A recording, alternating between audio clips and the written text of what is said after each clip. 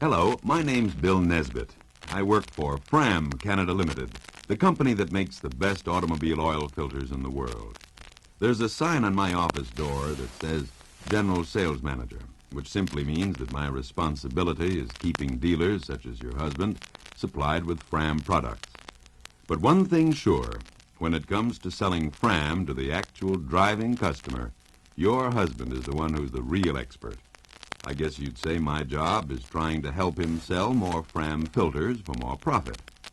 A few weeks ago, my boss called me into his office and said, Bill, we've been offering premiums to Fram dealers for quite a while. How about their wives? Let's choose something nice for the ladies, okay? Now, when the president of a company says, let's do something, I've been around long enough to know he means you do it. And when Paul Hart says, okay, with a question mark after it, well, I generally agree with him. Kind of makes the day move a bit smoother. Well, picking out a suitable gift for ladies isn't exactly one of my strong points. Thinking back, I remembered the times when I gave my wife Mary such delightfully feminine gifts as an electric hedge trimmer and even a portable gasoline stove for picnics. I tell you, they went over like a lead balloon, like the day I bought that outboard motor for her birthday. Of course, now I'm better trained, but she was still a bit concerned when I told her about my current problem. You see, I made the mistake of suggesting a nice house planter made from Fram filter casings. Well, when things cooled down, she said, Bill, you're okay, but when it comes to women, I'm afraid you're still in the dark ages. Don't you know that the nicest gift you can give a woman is something she can use all by herself? Sure, a practical gift is fine, but it's so much nicer if it's more personal. Well, before I could suggest something like a new tennis racket, she got a hold of one of her women's magazines and pointed to a real colorful ad. There, she said, I'll bet you a kiss against a candlelight and wine dinner that any woman would love to own one of those, especially a busy housewife with a family.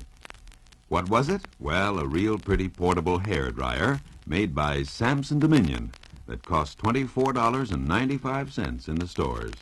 It's their Lorelei model, and it's really feminine, all right, because it's colored in pastel pink and has a high-fashion design that lets you keep it right on your vanity table or dresser as an attractive accessory. It's sturdily built, but very light in weight, and you can use it placed on a table or even carry it with you if you like. The motor is powerful but whisper quiet, and right on the side, it has a 3-position heat control with a built-in safety thermostat. Best of all, my wife says, is the lightweight, flexible hose and the extra-large vented cap that'll help you get professional results with any hairstyle, even those beehive fashions, whatever they are. Without the hose attached, this dryer does a great job of drying nail polish quickly, which I imagine should please husbands who aren't entirely sympathetic about such problems. Oh, and another thing. There's a special direct blowing attachment that's just right for drying lingerie, and believe it or not, even pets. We had some of the girls at the office try this hair dryer, and they really liked it. One of the comments I got a kick out of was that it's a good thing the color is pink, or some of our dealers would use it to dry out spark plugs or distributor caps. It's a sure thing they won't use it to dry their hair if it's as scarce as my boss's. I guess the only thing left to tell you is that this Samson Dominion Lorelei hairdryer is yours at no cost to you or your husband. Just remind him to bring it home after he talks to his Fram representative about Fram's big new oil filter promotion. By the way, I got interested in that name Lorelei, so I looked it up. Seems like it was the name of a legendary Rhine River maiden with beautiful hair who enticed men into the depths. Of course, I couldn't resist kidding my wife about that, but all she did was smile and say, Bill Nesbitt, you're impossible.